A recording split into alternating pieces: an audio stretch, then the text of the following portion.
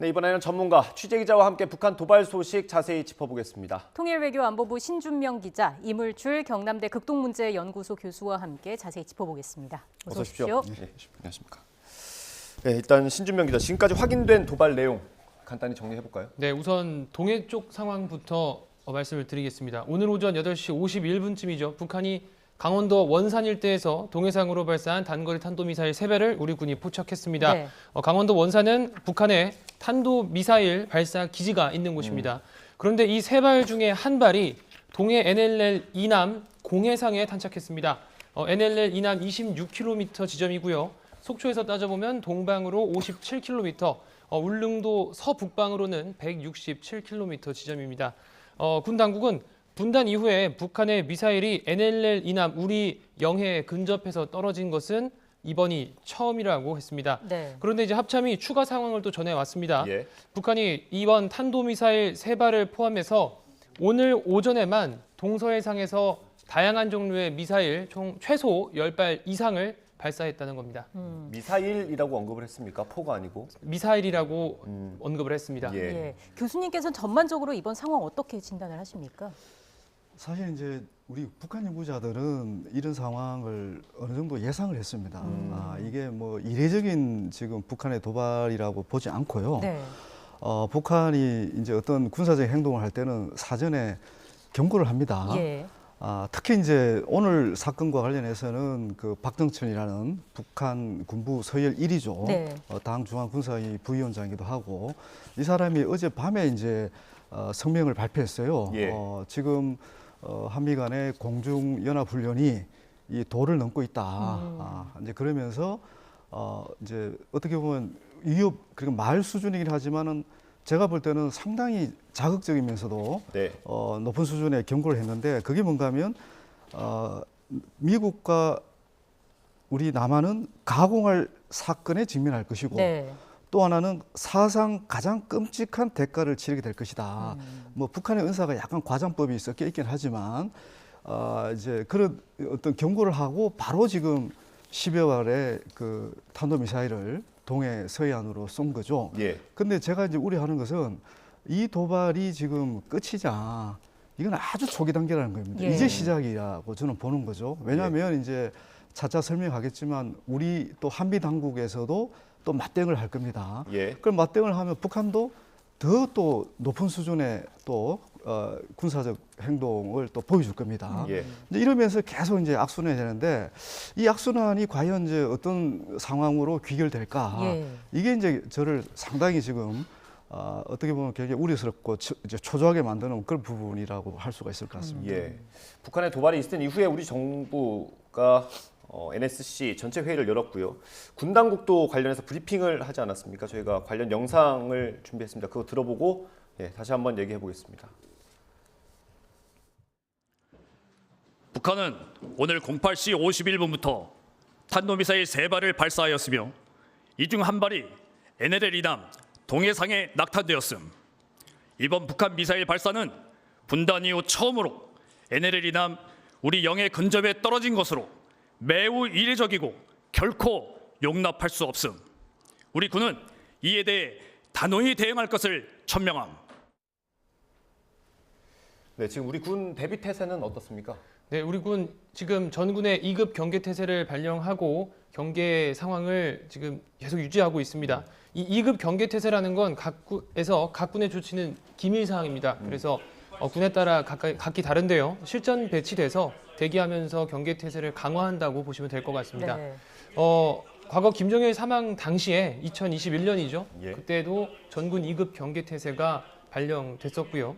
또 합동참모본부는 현재 화력 대기 태세를 유지하고 있다고도 설명했습니다. 예. 또 방금 보셨던 것처럼 상황 발생 이후에 1시간 반 만에 합동참모본부가 북한에 이렇게 경고 메시지를 보냈고요. 매우 이례적이고 결코 용납할 수 없다고 이렇게 설명을 했습니다. 예. 우리 군도 이에 대해서 지금 단호히 대응할 것을 또 천명했고요. 지금 NLL 이남 내 미사일이 떨어졌지 않습니까? 예. 그래서 지금 해군에서 탄착 지점으로 출동한 것으로 알려졌습니다. 만약 미사일을 회수할 수 있다면 미사일의 정확한 재원이나 구조 등을 또 파악하는 데 도움이 될 것으로 보이고요. 과거에 2016년에는 서해에서 또 2017년에는 동해에서 이렇게 북한의 미사일 추진체를 수거했던 일들이 있었습니다. 그리고 앞으로 이제 군이 비례 원칙에 따라서 북한의 이번 도발에 상응하는 대응 사격 등을 진행할 것으로 보이는데요. 지난 6월 상황을 좀 살펴보면 예. 북한이 탄도미사일 8발을 쏴서 우리 군도 8발로 대응을 했습니다. 네. 예. 이게 국제법의 비례성의 원칙이라는 건데 사실 8발을 쐈다고 우리가 무조건 8발을 쏴야 되느냐 또 그건 아닙니다. 예. 이게 판단에 따르는 건데요.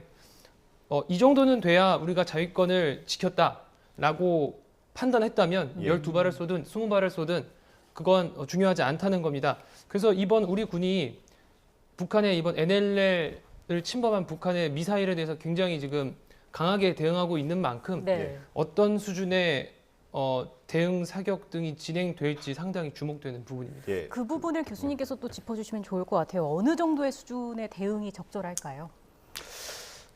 참 이게 굉장히 지금 그 어려운 문제 같습니다.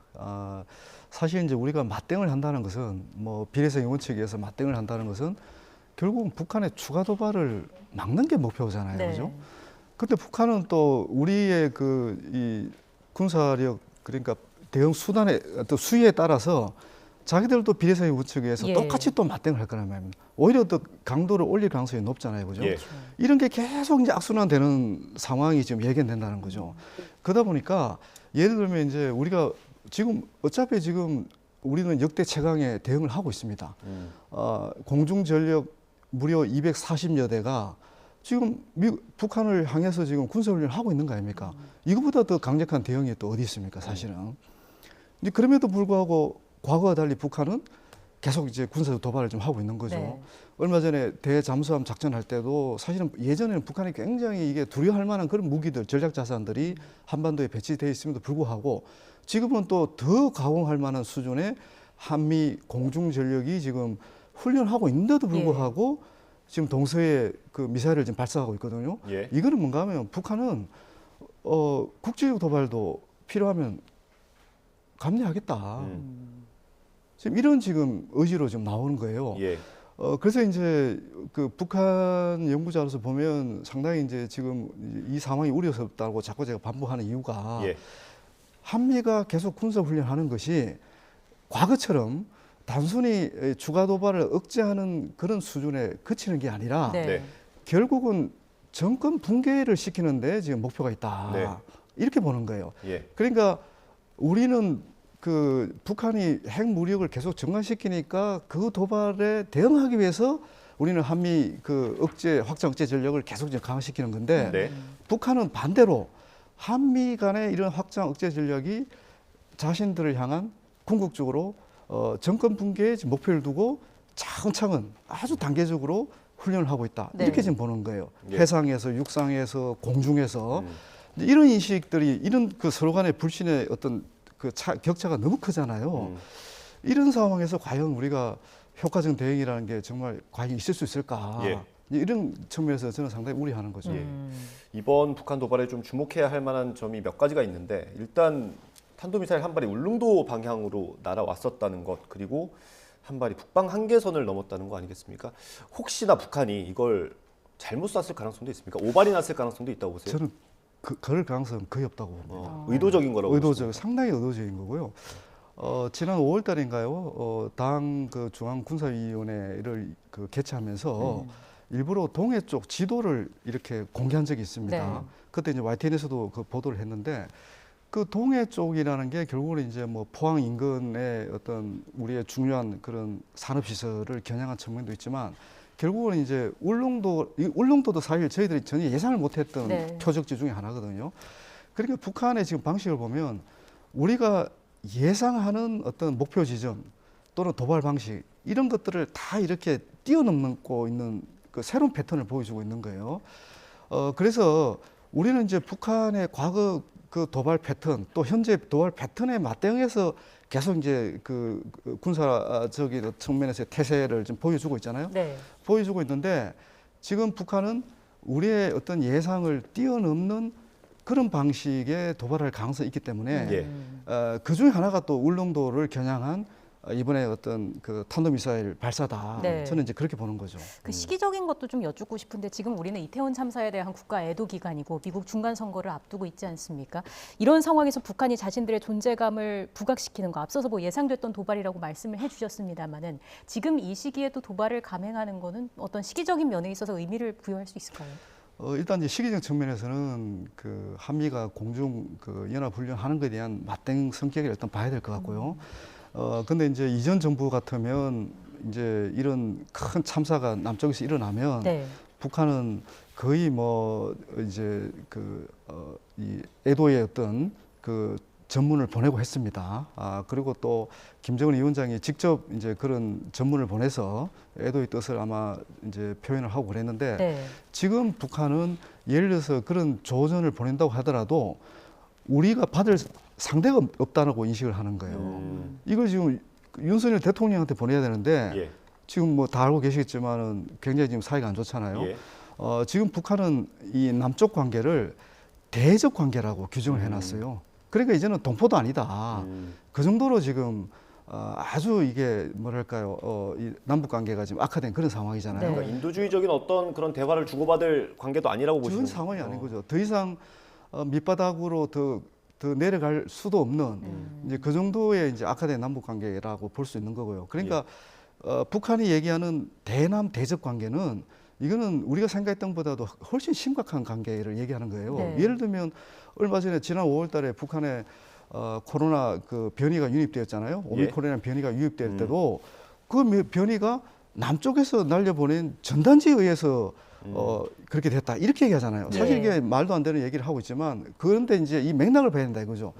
모든 어떤 자기들에게 안 좋은 그런 현상들이 결국은 남쪽에서 이게 원인이 있다. 이렇게 보는 상황에서 정말 이게 뭐 안타까운 이런 이제 참사가 일어났는데 여기에 대해서 북한도 나름대로 시기를 조금은 저울질했을 가능성이 있다고 봅니다. 예. 과거의 패턴을 보면. 근데 그럼에도 불구하고 자신들이 느끼고 있는 그런 위협 수준이 이전과는 다르다 이런 판단을 하는 거고 예. 이제 거기에 대해서 뭔가 말이 아닌 단순히 메시지가 아닌 행동으로 또 경고를 해야 되겠다 이런 필요성을 지금 갖고 있다고 저는 보는 거죠. 예. 앞서 말씀드린 것처럼 이 탄도미사일 한 발이 울릉도를 향해 가면서 공습 경보가 내려졌어요. 사실 저희도 처음 보는 거라서 굉장히 놀랐는데 지금 상태는 어떻습니까? 공습 경보가 오전 8시 55분부로 발령되어 있는데 여전히 유지 중입니다. 또 공습 경보가 해제되면 민간군에서 합동으로 공지한다고 합니다. 그리고 이 공습 경보라는 건 행정안전부가 주관을 하는 건데 행안부의 중앙민방위경보통제센터가 공군의 항공우주작전본부의 요청을 받아서 발령을 하는 겁니다.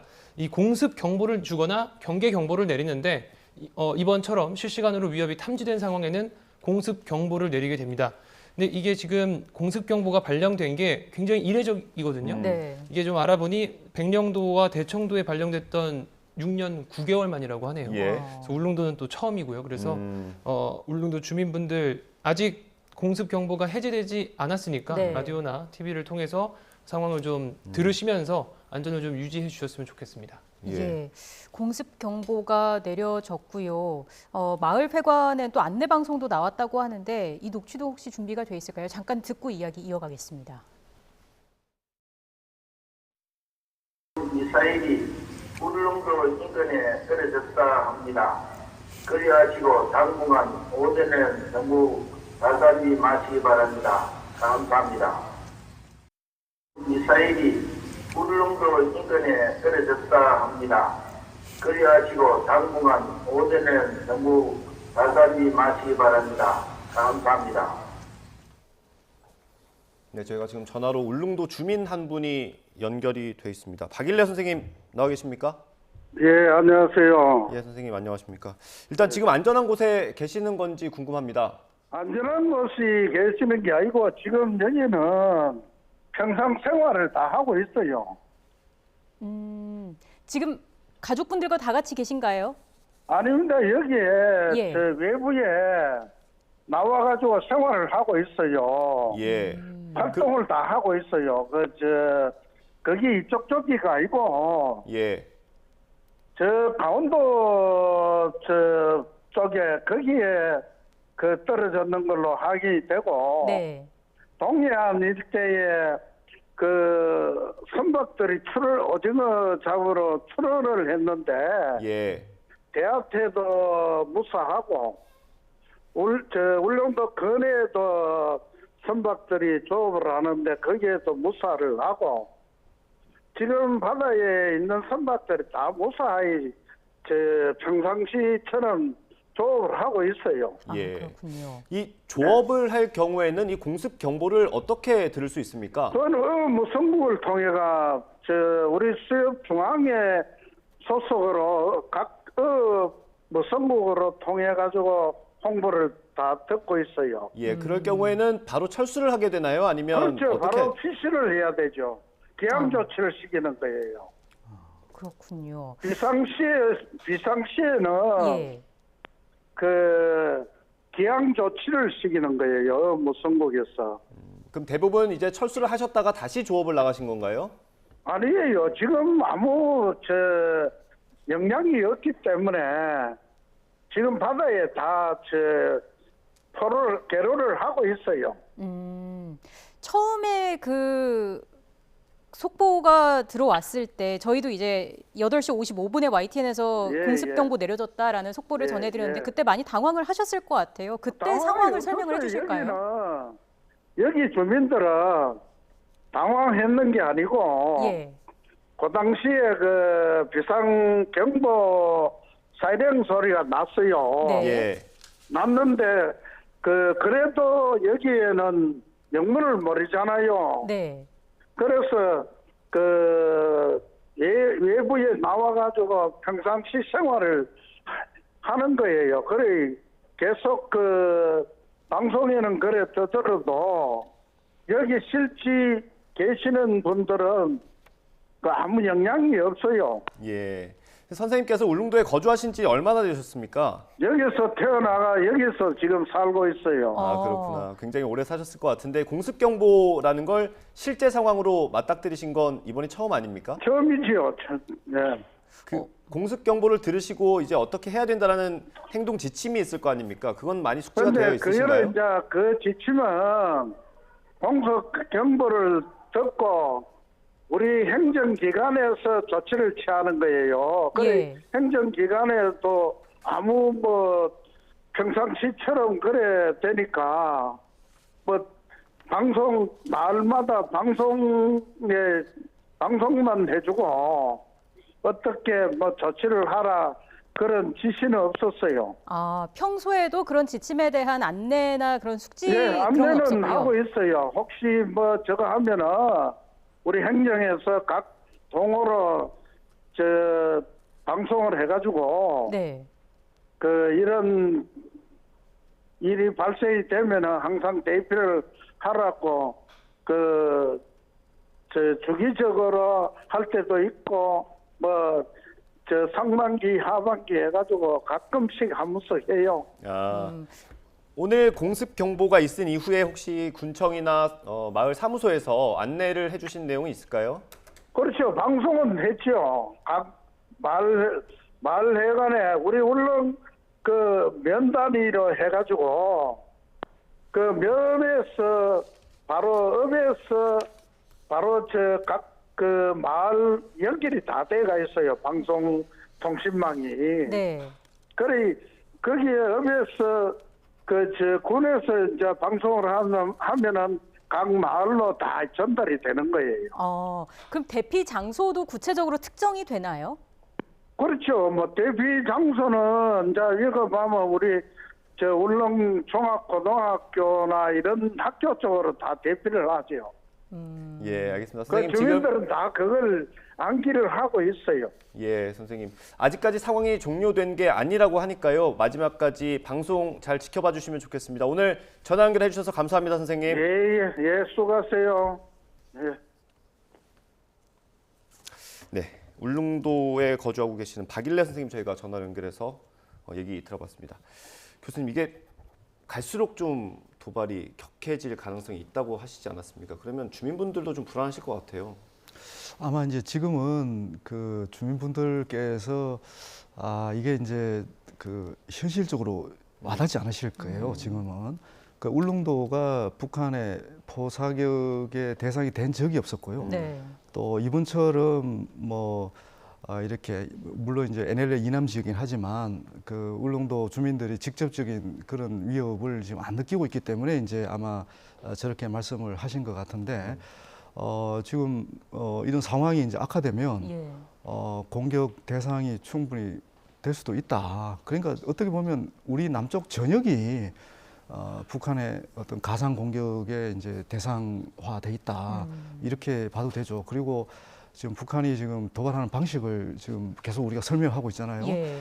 그게 이제 뭐 동해 서해 뭐 가릴 것 없이 지금 계속 지금 이 탄도미사일 또는 뭐 재래식 포를 계속 지금 쏘고 있고 네. 또 과거에는 뭐 섞어 쏘기 형식으로 해서 우리의 어떤 대응을 무력화시키는 그런 방식으로도 지금 도발을 하고 있고 더 이제 좀 우리가 좀 위협적으로 느끼는 부분들은 이 탄도 미사일은 그러니까 이 탄두에 전술 핵이라는 이런 강우할 무기도 실릴 수 있다. 이것까지 이제 우리는 가정을 해야 되잖아요. 네. 단순히 그냥 재래식 포 사격이 교환되는 게 아니라 핵무기가 실린 그런 탄도미사일의 이 공격을 받을 수도 있는 그런 상황. 네. 북한이 그렇게 또 위협을 하고 있고 실제로 그걸 법제화까지 지금 해놓고 있는 그런 상황이잖아요. 이런 상황에 대한 지금 객관적인 그런 이해가 굉장히 중요한 그런 때이죠. 강도가 더 높아질 수 있는 그런 우려가 나오고 있는 상황인 거고요. 말씀해 주신 것처럼 최근 북한의 도발이 이어져 왔습니다. 신준명 기자가 그 내용을 좀 정리를 해주시면 좋을 것 같아요. 네, 지금 최근 북한의 연쇄 도발이 계속해서 이어지고 있는데요. 북한은 동서해안에서 9.19 남북 군사 합의를 위배하는 방식의 포병 사격을 지난달 말 계속 진행해 왔습니다.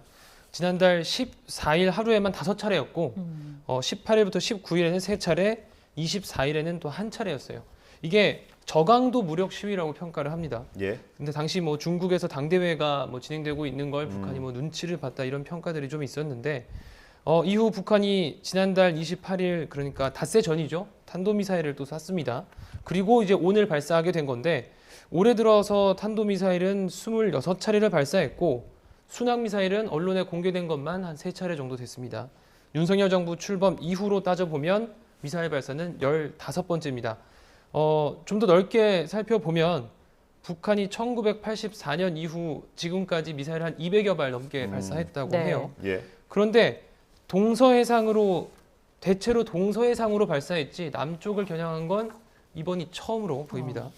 그 전에 2010년도에 연평도 포격 도발 당시에 쏜 건 해안포였으니까 미사일이 직접 남쪽으로 날아온 건 이번이 처음이라고 할 수 있겠죠. 또 지난달 24일에는 북한의 상선 무포가 서해 NLL을 침범했었습니다. 이게 북방에서는 굉장히 의도적으로 침범했던 걸로 보이는데 이번엔 동해 NLL을 북한의 미사일이 넘어온 상황이지 않습니까? 그래서 북한이 교수님께서 말씀하신 것처럼 아주 의도적으로 지금 도발을 한 게 아닐까 좀 평가가 되는 상황입니다. 예. 이게 지금 10발을 섞어서 쏘지 않았습니까? 이렇게 발사하면 우리가 대응하기가 훨씬 어려워지는 거겠죠? 그렇죠. 이제 북한이 이제 그런 부분에서 이제 저희들이 이게 북한의 지금 위협을 가볍게 봐서는 안 된다고 보는 건데 지금 한국과 미국이 다양한 방수단을 지금 갖추고 있는 거 아닙니까? 네. 뭐 저고도에서 쏘는 미사일에 대한 대응이랄까, 고고도에서 중고도에서 모든 나름대로 대응 태세를 갖추고 있긴 하지만 사실상 그런 대응 수단을 다 회피할 수 있는 지금 무기를 지금 북한이 지금 실제적으로 갖고 있다. 이렇게 지금 봐도 되는 거거든요. 그래서 이제 이게 지금 제가 이제 또 이번에 그 북한이 이제 연쇄적인 도발을 보면서 우려스러운 또 부분 중에 하나가 네. 예. 이게 이제 북한 입장에서는 이제 이 미국도 그렇고 우리도 그렇지만 우리 국내 정치를 계속 지금 보는 거거든요. 예. 그러니까 북한이 의도하는 것 중에 하나는 자기들의 군사력을 과시하는 것도 있지만 우리 내부를 이제 극도로 이렇게 안보 불안을 조장을 해서 그래서 이제 자신들의 주장을 관철시키려고 하는 그런 의도도 있는 거거든요. 그러니까 지금 우리는 지금 애도 기간을 지금 맞이하고 있지만 북한 입장에서는 우리 사회를 이렇게 흔들 수 있는 또 절호의 기회다 이렇게 또 판단할 수 있는 그런 부분들이 있는 거예요. 예. 그러니까 우리가 이제 북한을 압도적으로 이렇게 그 추가 도발을 막기 위해서는 사실은 굉장히 종합적인 그런 환경들이 이제 갖춰져야 되는 거거든요. 그래서 이제 저는 이제 이 북한의 도발에 대해서는 우리가 강력하게 규탄을 하고 당연히 이제 군사적으로도 대응을 해야 되지만 네. 정말 이게 이 북한 문제를 좀 더 이렇게 근본적으로 해결할 수 있는 방법이 없을까? 이걸 지금 저는 상당히 고민해야 된다고 보는 거예요. 예. 지금 북한은 갈수록 좀 구석에 몰린다는 생각을 하는 거예요. 예. 출구가 없는 구석으로 좀 가고 있는 거예요. 예? 더군다나 미 국방부에서 이제 며칠 전에 발표한 그 핵태세 검토 보고서라는 예. 게 있는데 저도 그걸 보고 또 깜짝 놀랐는데요. 예. 교수님 저희 말씀 중에 예. 죄송한데 저희가 중요한 속보가 하나 네. 신주명 기자가 지금 속보를 받아가지고 하나 좀 전해드리면 좋을 것 같습니다. 우리 정부, 우리 군이 지금 대응한 내용이 어떻게 대응을 했는지 들어온 거죠? 맞습니다. 설명 좀 오늘 해주세요. 북한의 도발에 대해 우리 군도 지금 대응 사격을 실시했다고 밝혔는데요. 북한의 단거리 탄도미사일 발사에 대응해서 공군 전력에 의한 정밀 공대지 미사일 사격이 있었습니다. 우리 군은 북한의 동해 NLL 이남 공해상 단거리 탄도미사일 도발에 대응해서 예. 우리 공군 F-15K와 KF-16의 정밀 공대지 미사일 3발을 동해 NLL 이북으로 이북 공해상 북한이 도발한 미사일의 낙탄 지역과 상응한 거리의 해상에 정밀 사격을 실시했습니다. 그러니까 북한이 남쪽으로 미사일을 쏜 것만큼 우리도 NLL 북쪽으로 미사일을 쏘면서 아까 말씀드렸던 이 비례성의 원칙에 따라 대응을 한 것으로 보이는데요. 네, 지금 발표한 내용은 합참에서 밝힌 내용입니까? 그렇습니다. 합동참모본부에서 밝힌 내용입니다. 예. 이게 지금 한미 공군이 공군 전력 240여 대를 투입해서 지금 비질런트 스톰이라는 훈련을 네. 닷새 동안 진행하고 있거든요. 예. 사실 북한이 굉장히 두려워하는 한미의 전력이 공군 전력입니다. 북한이 대공망을 잘 만들어놨다고 하지만 이번 훈련에 처음으로 한반도에서 이제 전개된 F-35B 같은 이런 스텔스 전투기들은 북한이 탐지하기가 굉장히 어렵고요. 또 여기서 발사되는 미사일들을 막아내는 게 사실상 북한은 불가능한 것으로 보이거든요. 그래서 이를 이용해서 북한이 우리 공군을 굉장히 두려워한다는 것을 우리 군도 알고 있는 만큼 이렇게 공군 전력을 이용한 정밀 폭격 사격 대응을 한 것으로 보입니다. 예. 예. 대응 내용 짧게 다시 한 번만 설명해 주실래요? 교수님께서 평가해 주시려면 좀 구체적인 내용이 필요할 것 같아요. 그렇습니다. 대응 내용 다시 한번 말씀드리면요.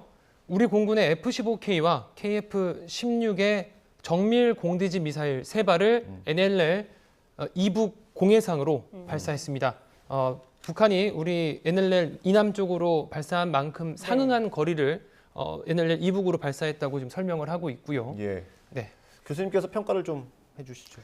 사실 이 부분도 이제 그 앞서 계속 우리가 그 반복해서 얘기를 하지만 비례성 원칙에 따라서 우리 군이 이제 그 대응을 한 것 같아요.